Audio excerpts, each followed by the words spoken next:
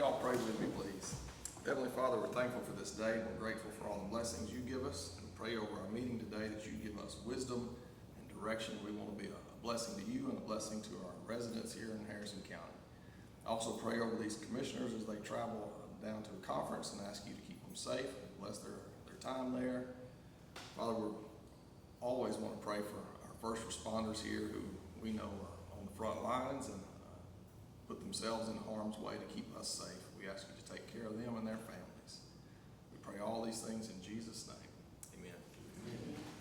Join me in the pledge to the United States flag. I pledge allegiance to the flag of the United States of America and to the republic for which it stands, one nation, under God, indivisible, with liberty and justice for all. Now the Texas pledge. Honor the Texas flag. I pledge allegiance to thee, Texas, one state, under God, one and indivisible. Be seated.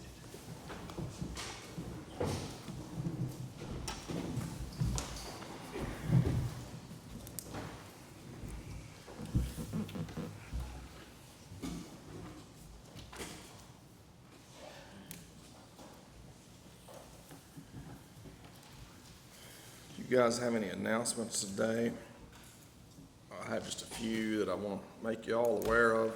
You guys remember the young man that died up here, the lineman that was serving our community, Corey Foster. The community has raised over $32,000. We'll be sending that money to him this week. Shannon Johnson, if y'all remember John Johnson, retired from Marshall PD. His wife was the one that kind of headed that up, and she's prepared a letter to his family to go along with the donation from our county, our communities. So she'll send that also. Also, the Marshall Prayer Force has kind of had a thank you note drive going to send to all those linemen that came from out of town. And so I've got a couple of hundred thank you notes that we'll mail to those different utility companies from all over the country and ask them to give out to those guys. Just let them know we appreciated them coming here and serving our community.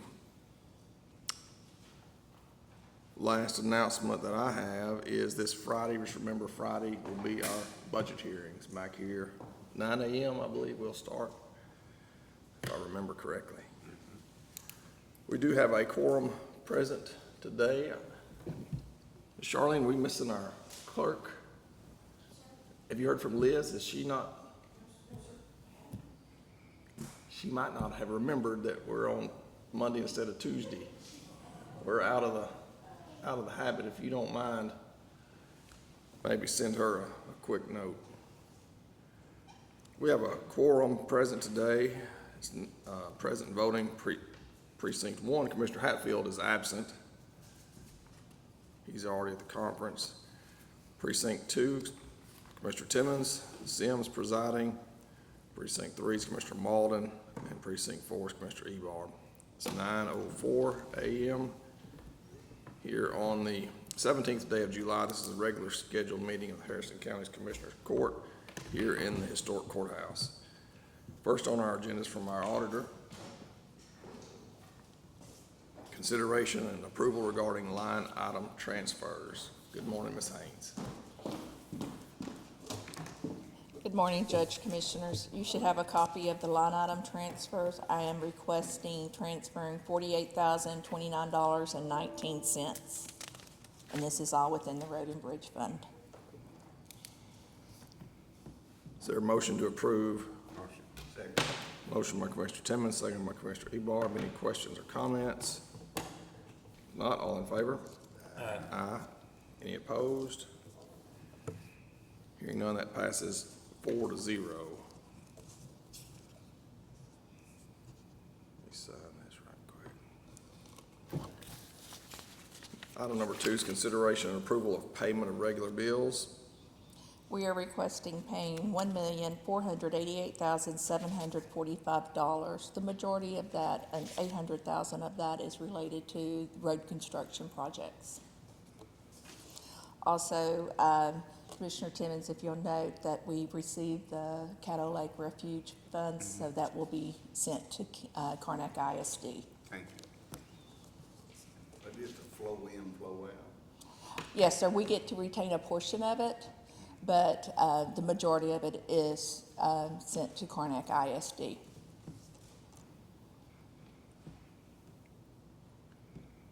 Any other questions, comments on our expenses?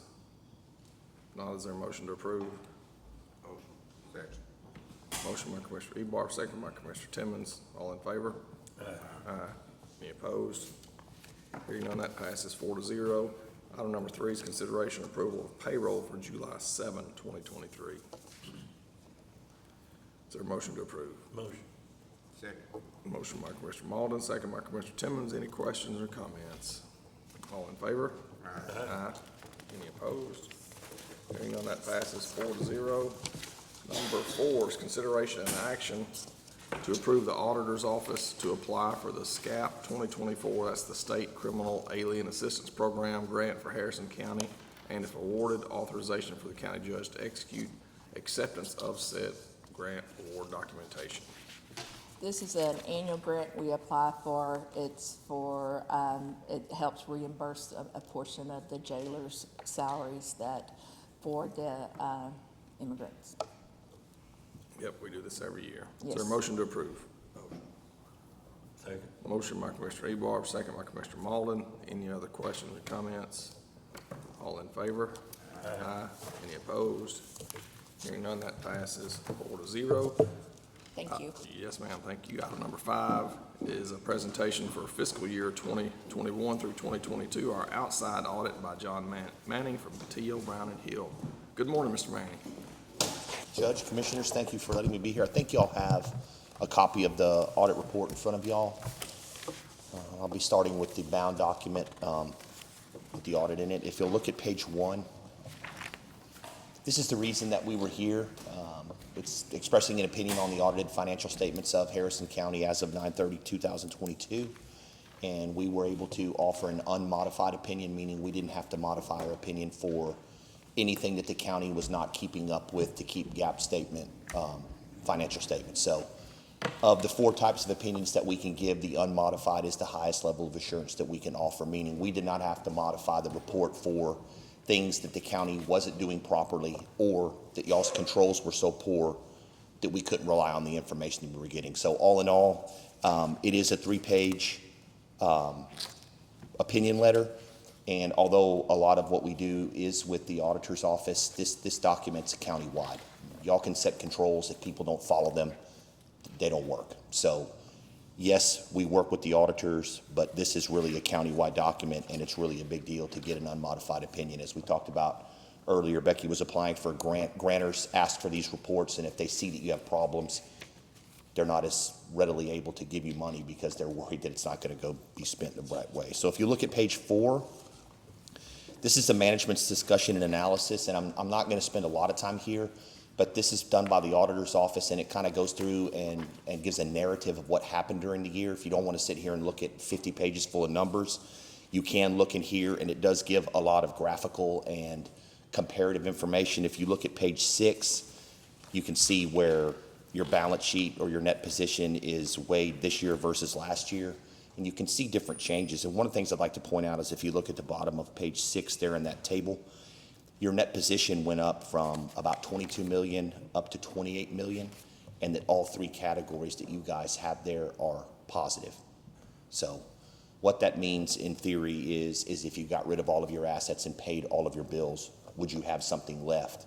And that's what this is stating here. So really the people that look at the financial statements will see financial stability when looking at this particular part of the audit report.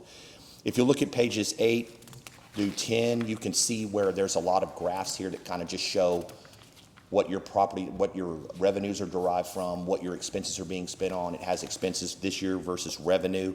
So there's a lot of good information in here. So if you're not like Becky and look at numbers all day, this is a good place to go through and be able to look at narratively what happened during the year. If you'll look at page 15, this is your balance sheet, and this is in more of the format that we're used to looking at as far as how y'all budget. It's your general fund, road and bridge, the grant fund, and then all of the other funds together are compressed into one column there in your other governmental. And you can see that about 95% 5% of your balance sheet is comprised of cash and cash equivalents, which is your cash in banks and in your local government pools.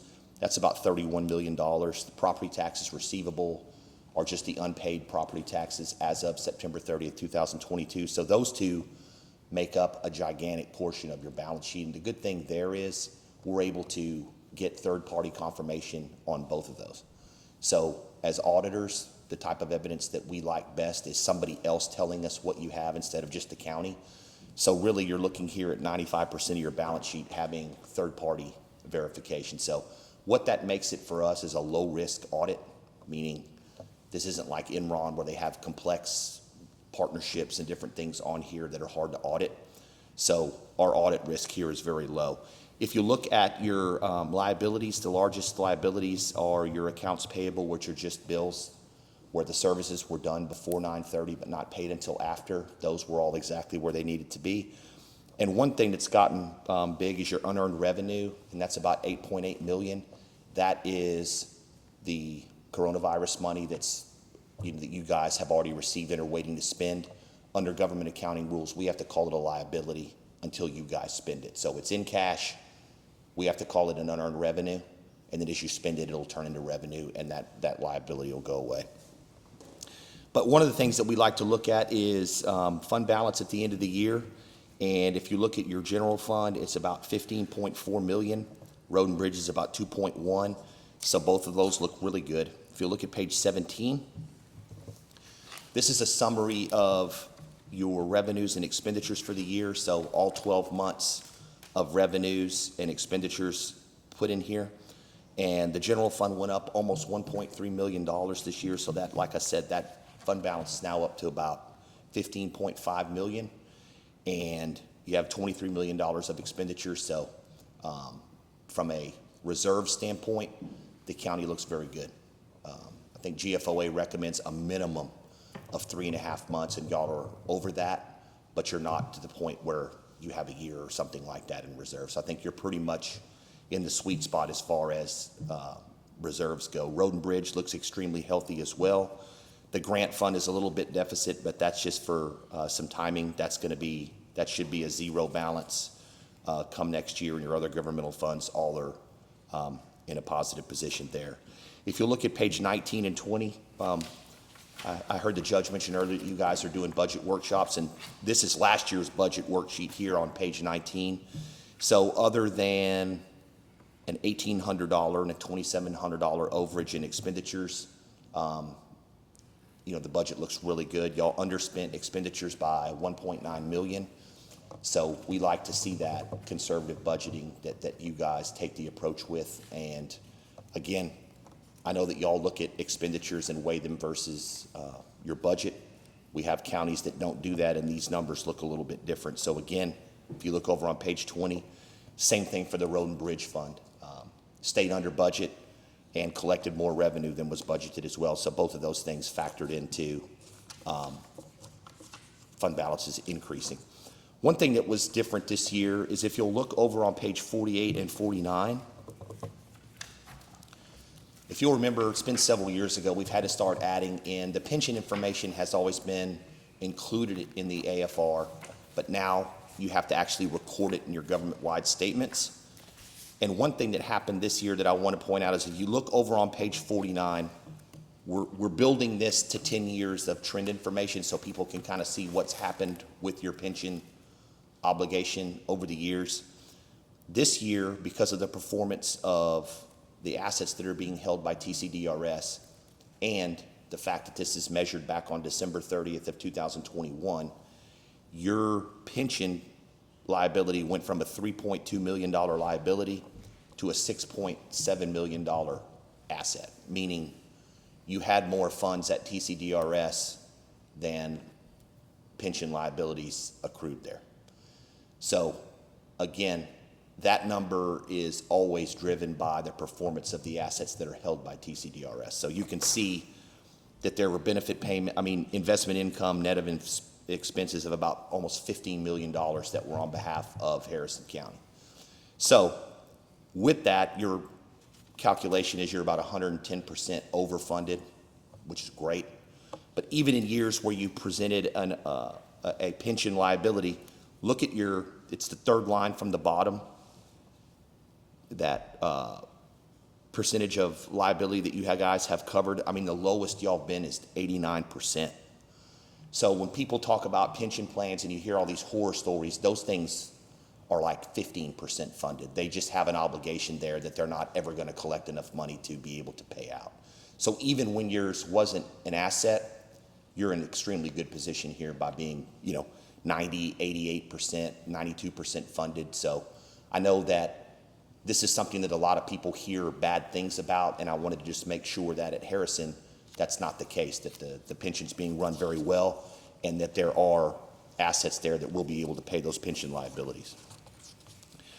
And again, one thing that y'all did several years ago was set up, if you look at pages 52 and 53, you did set up a PARS account to start collecting for the retiree benefit insurance plan.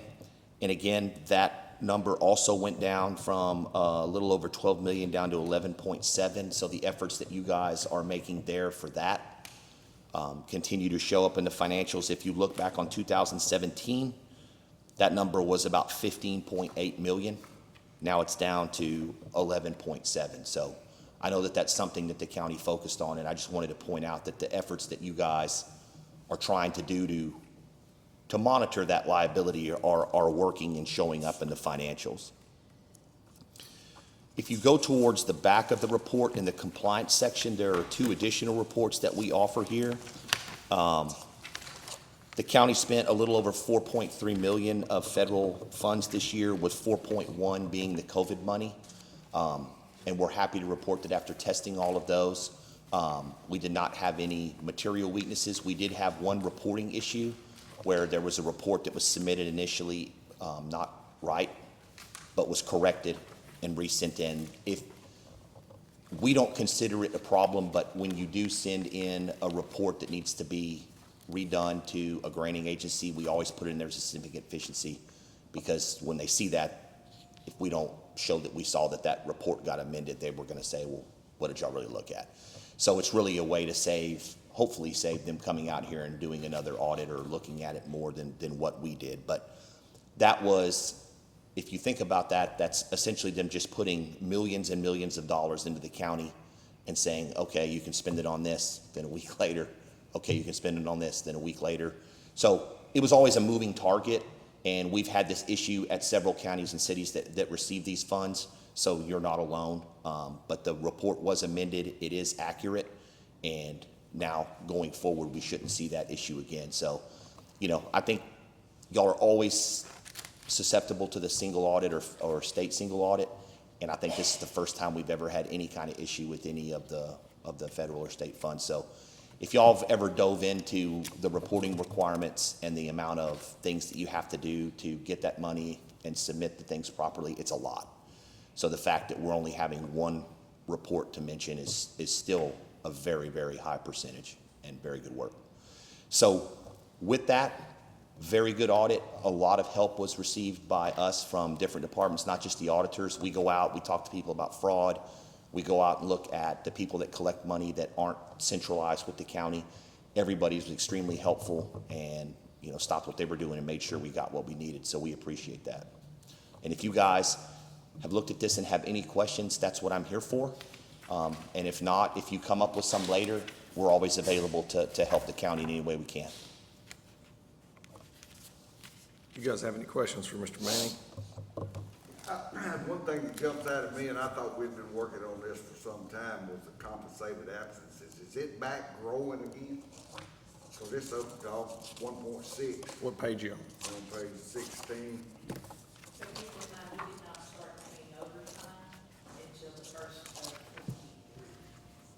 So we were still accruing compensated comp time during this audit. So you should see a decline In 23. in 23 because we were still accruing comp time at this point. So the change that you guys made will be reflected in the 23 set. Yes, sir. But, in my mind, I'm thinking that for the last 4 or 5 years, we've been asking the department heads to burn through and to bring this number down, and to me, it looks like it's growing instead of decreasing. The departments that have the largest are our jails and our juvenile services. And we Because control they're that. so Okay. short-staffed. That's right, okay. And in order for, during this fiscal year, they had to have at least 480 hours on the books before we would even start paying them overtime. And if you think each employee having 480 hours, that's a lot of hours. Right, okay. But I think Commissioner, you will see a big drop with with the change in not accruing comp time anymore. Okay. So that number should come down.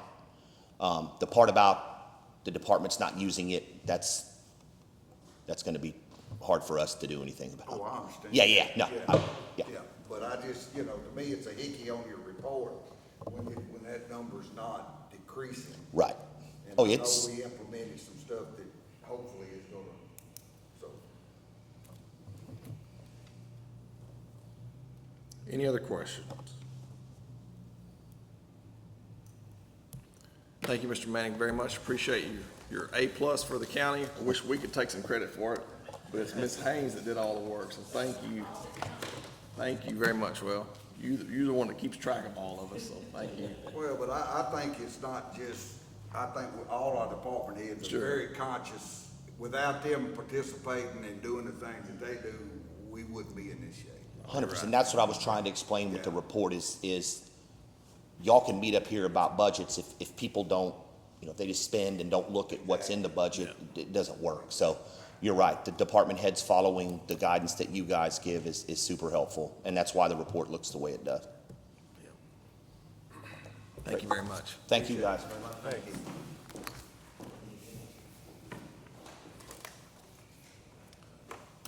All right, on to Road and Bridge. This will be our 2023 construction completed and in progress report. Morning, Mr. Davis. And anything else you want to brief us on? Good morning, Your Honor. Commissioners, how y'all doing today? Good.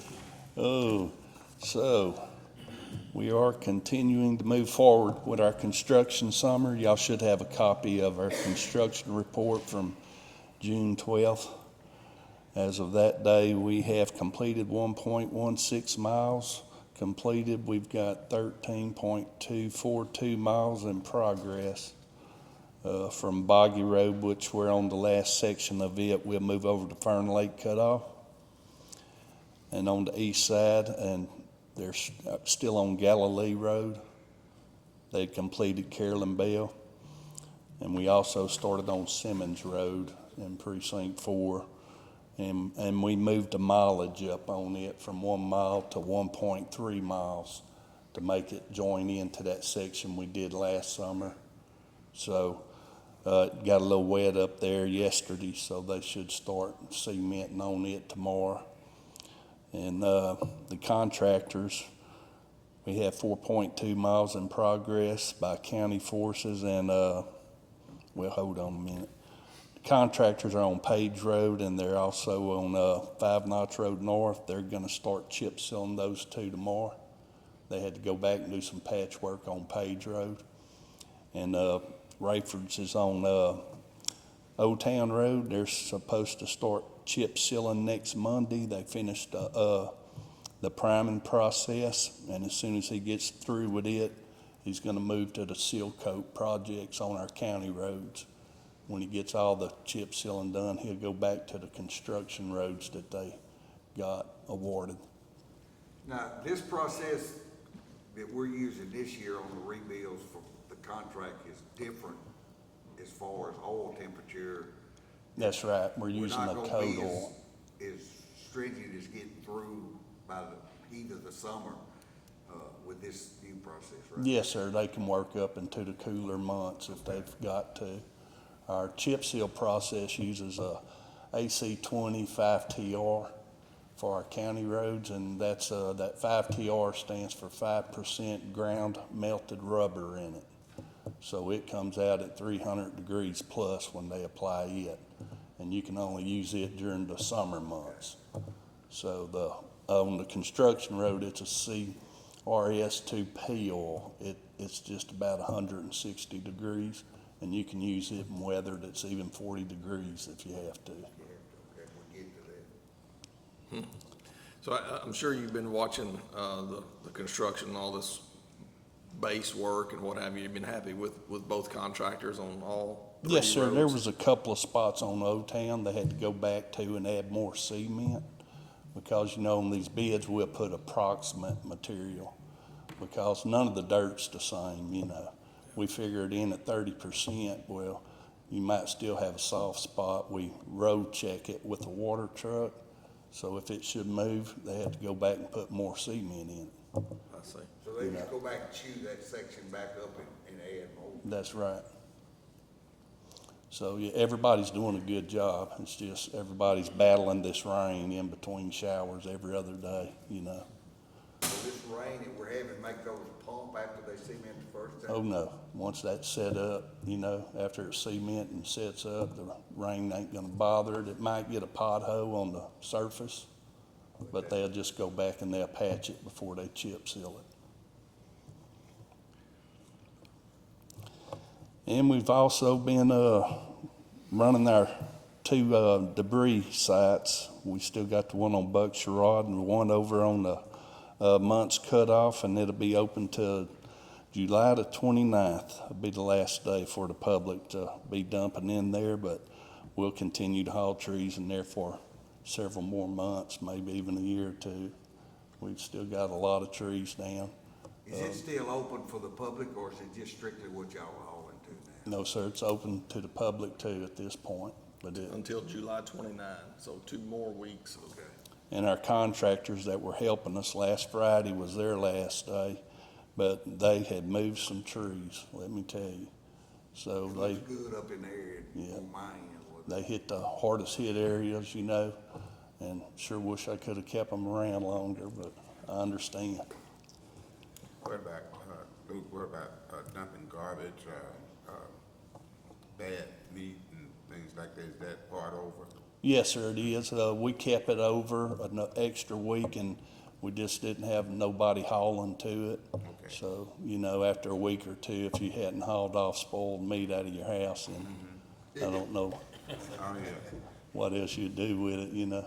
So it slowed way Somebody down, so, contacted me, so I just thought I better ask that question. yeah, but we're still taking trees and limbs. Okay. Before you move on, I know purchasing is next, and there's gonna be a change order on Old Town Road. Can you just tell us about that? Yes, sir, well, the line that got moved somehow, it's our map book, it showed 5.709, and the TxDOT mapping system lists the county maintained portion at 5.836 miles. So we used to stop right there at the church, just past the church, south of 451. So apparently, whenever TxDOT moved their line, or redid their mapping system, it give us an extra, 1,000 feet of roadway. So it would have took right at 35 tons of cement.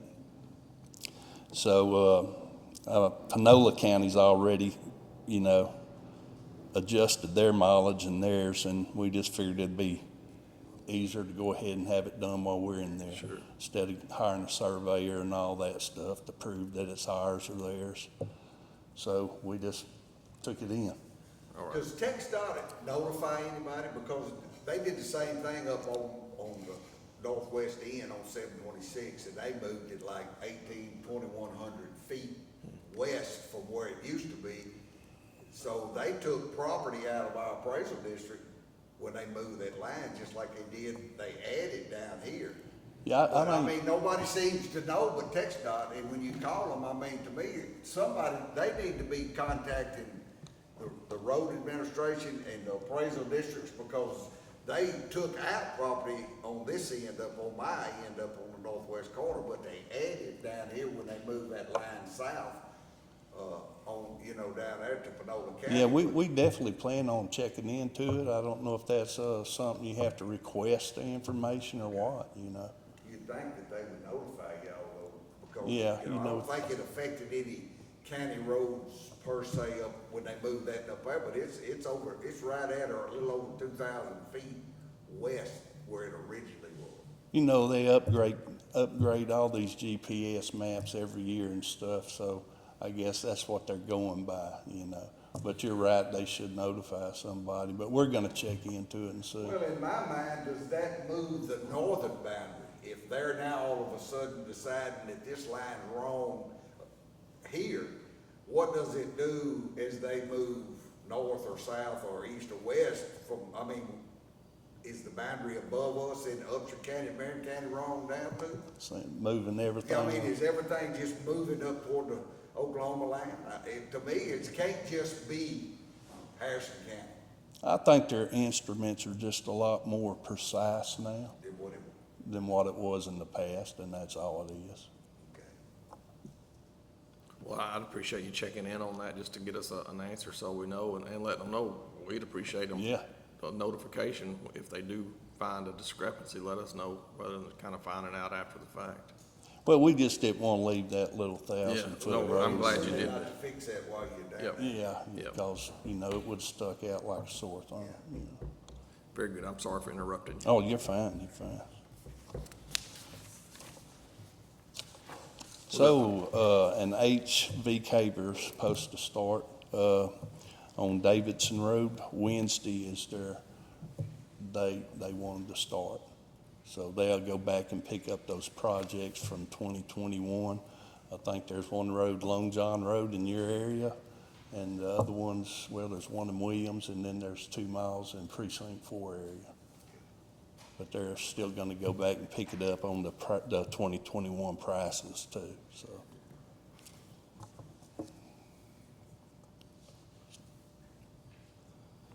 Very good. Anything else before we move on to number one?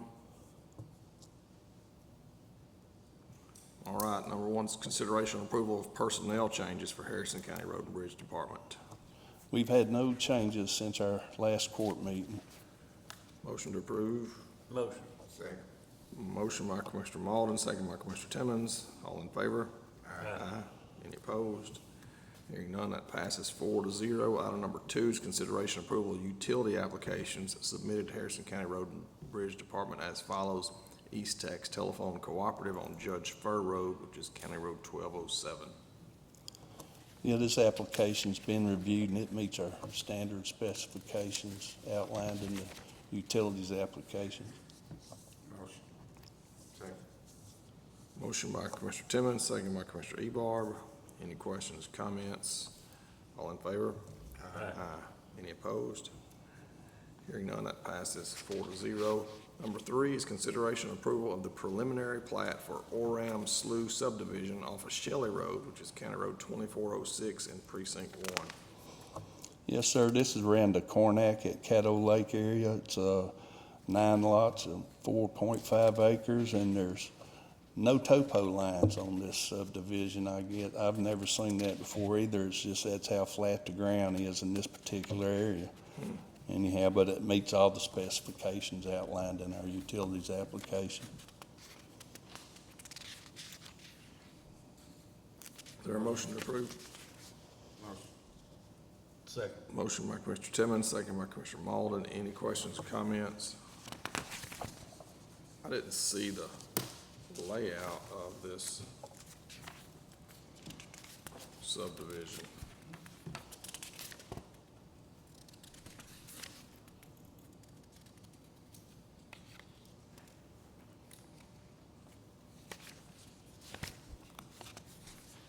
Guess it's one of those things where somebody previously got in there with a bulldozer and just used a transit and flattened it out. You guys have the plat? I didn't have that. These are, does it notate that these are private roads in this subdivision? No, sir, there's no roads in it. Thank you, thank you. So they're gonna all face a county road? Yes, sir, They'll all face the river. river. But they're gonna intersect one side or the other on the county road? There will be an easement that runs from the county road down the east side of the property to get down to it. But there's no roads in the subdivision itself or alleyways. And their water's gonna be provided through a well, residential well.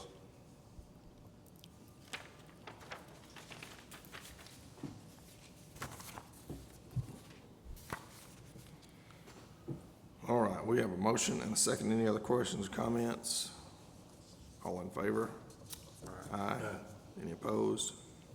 Hearing none, that passes 4-0. That was y'all's chance to vote down a couple of precinct one things without him here, but y'all didn't do it. We hate to do that, too.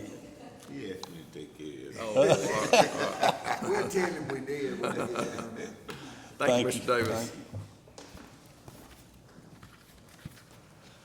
Next up from purchasing, morning, Ms. Harkins.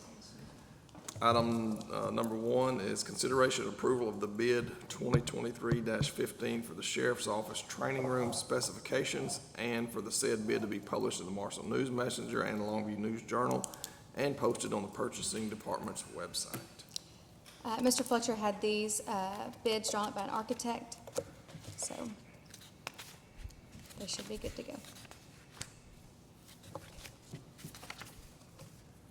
They're towards the back of the package. This is the training facility and storage building Yes. out at the shooting range Yes. that the sheriff's I believe office. it's on Sioux Belle Lake Road. Yes, that's right. Is there, what they're doing in it? I'm sorry. No, I was looking Oh. for it.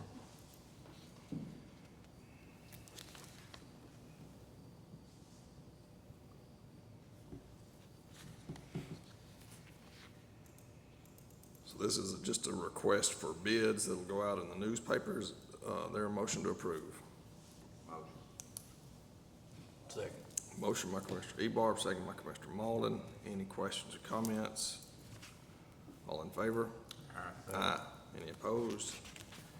Hearing none, that passes 4-0. Number 2 is consideration and approval of change order number 2 for bid 2023-02 on Old Town Road, which is County Road 1202, to increase the cement tonnage by 75 tons and the chip seal amount by 2,365 square yards. As Mr. David stated, they increased the mileage, so it will be $17,250 for the cement and $11,233.75 for the chip seal, for a total change amount of $28,483.75. So that's adding 28,000 to our Original bid. original bid.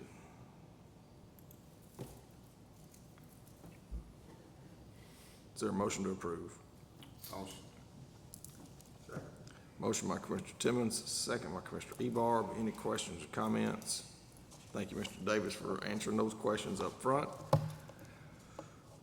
If not, all in favor? Aye. Any opposed? Hearing none, that passes 4-0. Number 3 is consideration and approval of the award of bid number 2023-14 on the Holly Street Drainage Improvement Project with a letter of recommendation from the purchasing agent. We received 2 bids, one from Rayford Truck and Tractor and one from Steadfast Concrete. Steadfast Concrete was the lowest, significantly lower than the first bid. Thank you, ma'am. Is there a motion to approve? Where is this at? Craylon subdivision. It's just south of I-20 on Highway 9. There's a subdivision there on the west side of the road, a big old pond kind of out there in front of it, a lake, you might call it. It's about 1.5 miles south of I-20, west side of the road. It's kind of probably the only subdivision right in there. Yeah, I know exactly what you're talking about. Yes, sort of hard to find, driving from the Back in there in the back, there's a street, this Holly Street, that's had drainage problems for some time, and we were just looking for a way to solve the problem. We got some flooding in the yards, road stays underwater a good bit of the time till it dries up in August. So we're hopeful that, of course, this was designed by an engineer to solve our flooding problem. Is that right, Lou? Yes, there's a series of catch basins to be installed, sort of down the low spot, so it just floods out at the whole end of the street.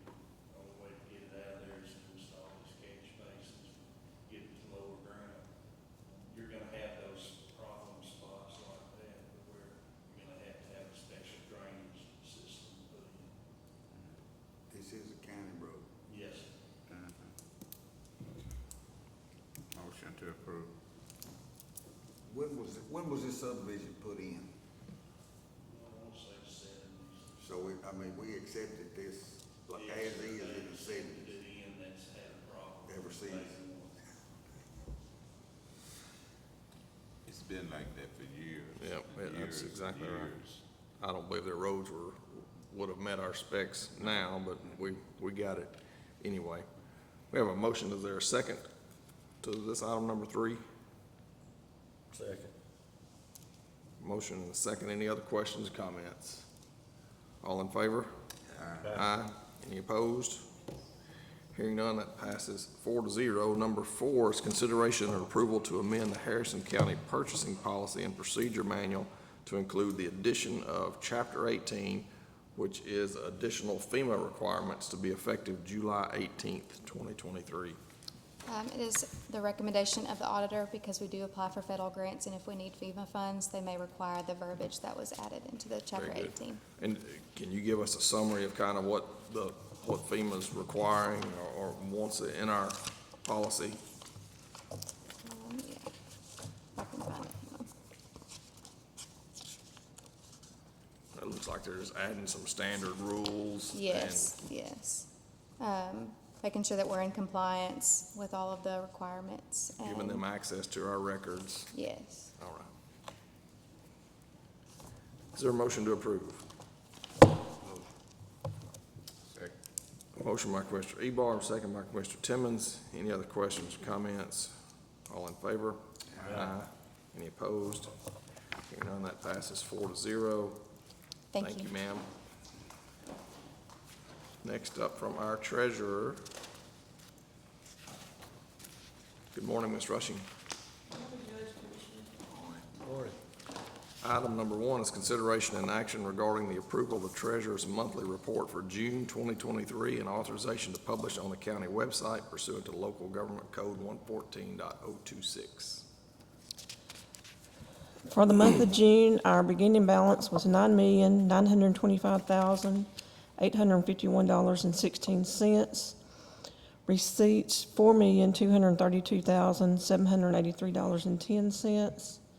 Disbursements, $5,403,032.13.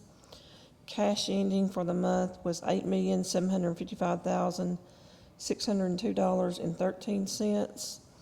Our investments for June total $30,246,388.89.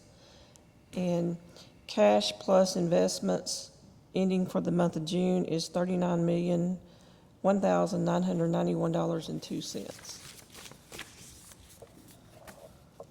Is there a motion to approve our treasurer's monthly report for June 2023? Second. Motion by Commissioner Ebar, second by Commissioner Malden. Any questions, comments? All in favor? Aye. Any opposed? Hearing none, that passes 4-0. Next up, item number 2 is consideration and approval of the Harrison County Treasurer's Investment Report for June 2023. For the month of June in Texas class, our beginning balance was $1,090,115.82. Interest rate was 5.2674. Interest earned was $4,728.69, with an ending balance for June is $1,094,844.51. Ameriprise, we have $2,674,544.38. In Texas Bank and Trust Wealth Management, we have invested $26,477,000, which is a total investment amount of $30,246,388.89. For Texas Bank and Trust Money Market,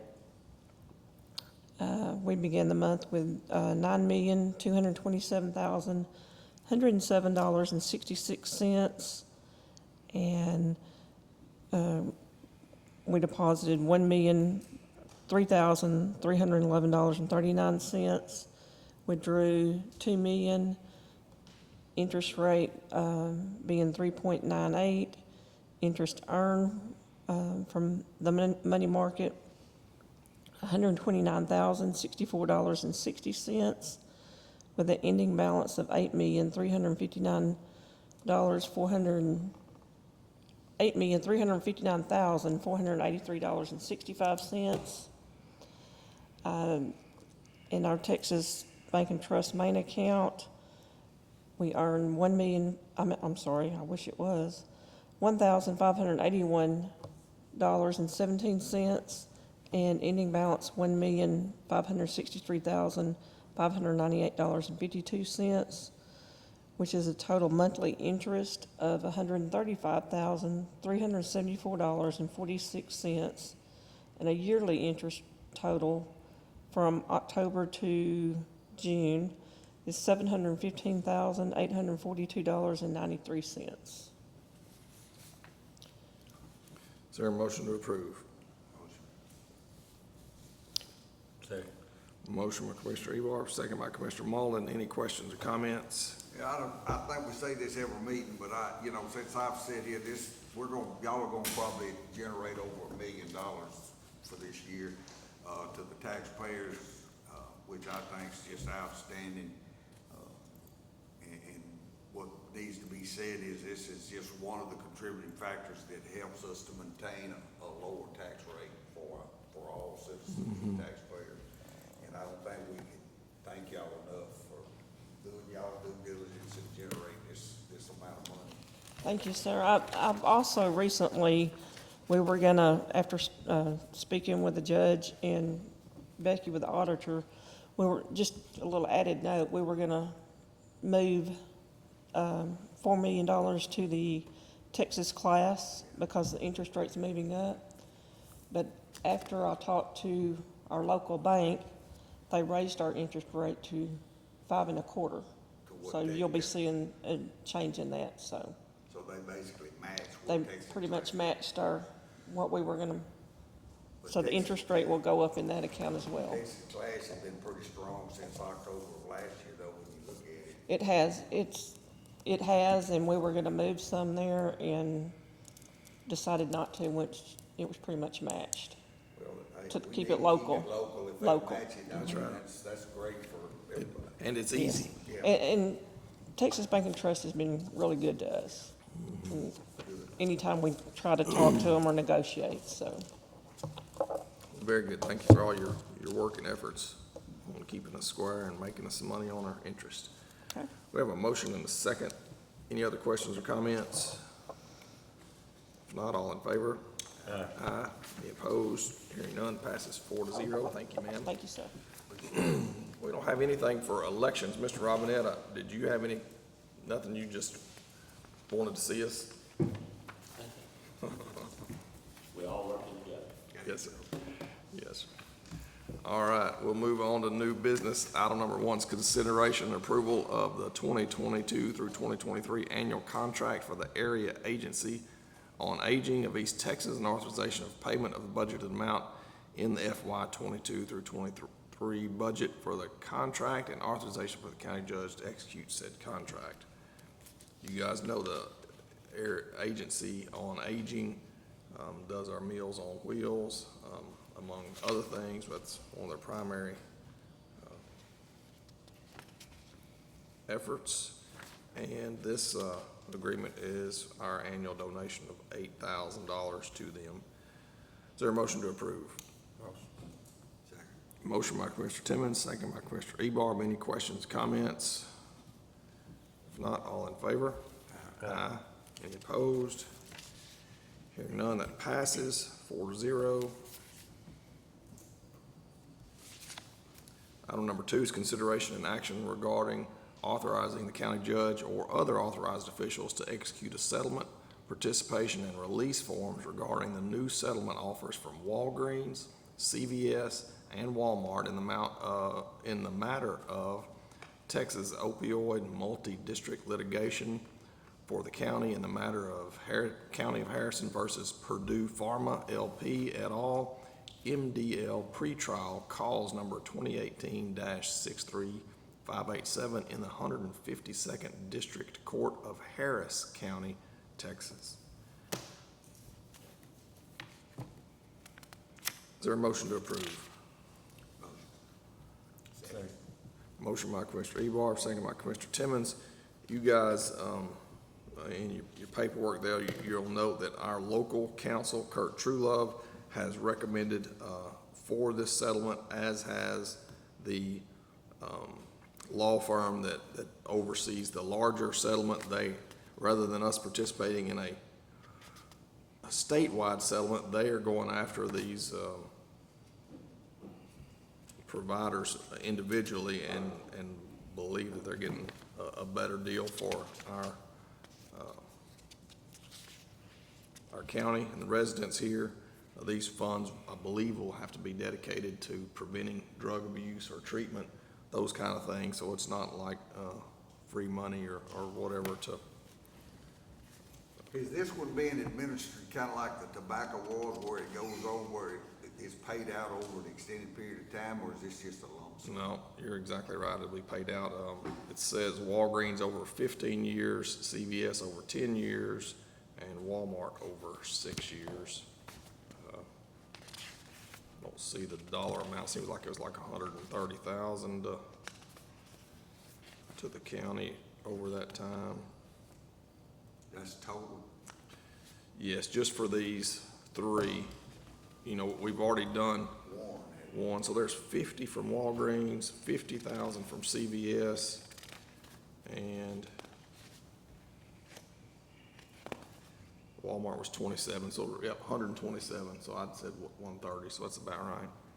But that'll be over a number of years that we'll get annual payments from those companies that'll go to fund some sort of drug abuse prevention or rehab. Any other questions or comments? We've got a motion and a second. All in favor? Aye. Any opposed? Hearing none, that passes 4-0. Item number 3 is consideration and action regarding the selection of 3 public members and 3 alternate members to be appointed to serve on the Salary Grievance Committee for Harrison County in accordance with Local Government Code Section 115.014 and 152.015. Did I say 115 first? 152.14 and 152.15.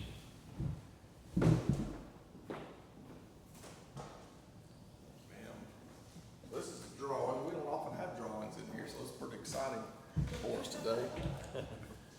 But we're going to draw 3 public members and 3 alternates. Why don't you pick us the first 3 out of there, Commissioner Timmons? Let's have those first 3 names. William Nathan Barker. Barker Jr. William Longview. So he's going to be a primary member. These next 3 will be Carol Lindbergh Barksdale, Longview. all right. Mark David Bayless, Marshall. Mr. Bayless. All 3 primary members of our grievance committee. How about 3 more for the alternates? Alternate would be Monica K. Dowoody of Roscoe.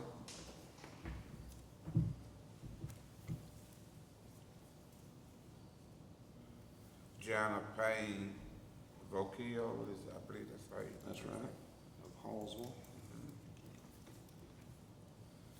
And Rebecca Lee Marilis of Connet. Very good. So we'll get these names from our grand jury pool. And again, that was Mark Bayless for the primary member, Carol Barksdale, primary, William Barker, primary, and then our alternates are Rebecca Mireless, Joanna Vocal, and Monica DeWoody. Do they have the option to refuse to serve on it, or? I guess you always have an option, Commissioner. Well, sometimes that option is not too nice. We're gonna ask them real nice.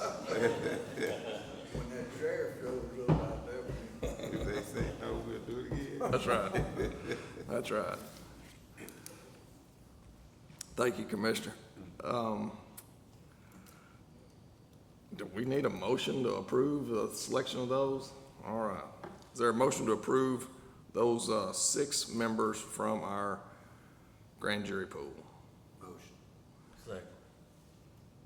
Motion by Commissioner Ebarb, second by Commissioner Malden. All in favor? Aye. Any opposed? Hearing none, that passes 4-0. Item number 4 is consideration and action regarding the reappointment of Mr. Randy Leffall to the Board of Trustees of Community Health Corps for a 2-year term that'll begin September 1st, 2023 through August 31st, 2025. Second. Motion by Commissioner Ebarb, second by Commissioner Timmons. Mr. Leffall has been serving for the county, and I believe he's been chairman of that board for a while now, and certainly appreciate his efforts, and happy to get to support him for this reappointment. We have a motion and a second. All in favor? Aye. Any opposed? Hearing none, that passes 4-0. Our last item is a motion to adjourn. Is there a motion to adjourn? Motion to adjourn. Motion by Commissioner Timmons, second by Commissioner Malden. All in favor? Aye. Any opposed? Hearing none, passes 4-0. 9:57, we're adjourned.